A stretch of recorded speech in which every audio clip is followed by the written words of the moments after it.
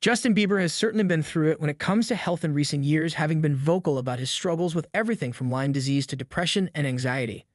The star was even forced to cancel a spate of tour dates in 2022 after being diagnosed with Ramsay-Hunt syndrome type 2, revealing that half of his face had become temporarily paralyzed. But no doubt one of the hardest parts of any health issue is getting the answers in the first place, which is something Bieber had to really work for.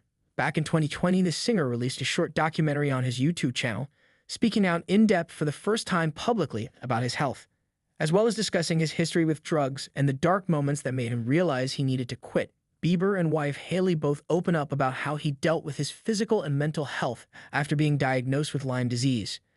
The year before, he'd undergone a series of medical tests in an attempt to finally fully restore his health. The star could be seen telling the doctor that he'd been struggling with energy for quite some time and hadn't been able to work out why. I realized after a series of tests that I have what's called Lyme disease, which is a super silent disease that's not really very well known.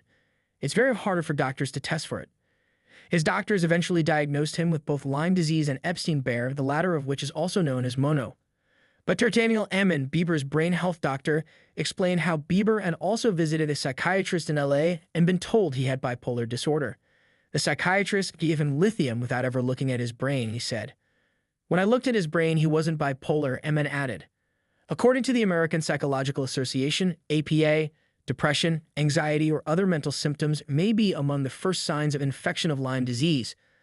Lauren Johnson, JD, MBA, who experienced precisely that before she eventually had her diagnosis, told the APA, "If you were misdiagnosed with a psychiatric illness, you will be treated with psychotropic medications, and those are not without side effects. And they may lead you on a road to nowhere. That's basically what happened to me for about 5 years."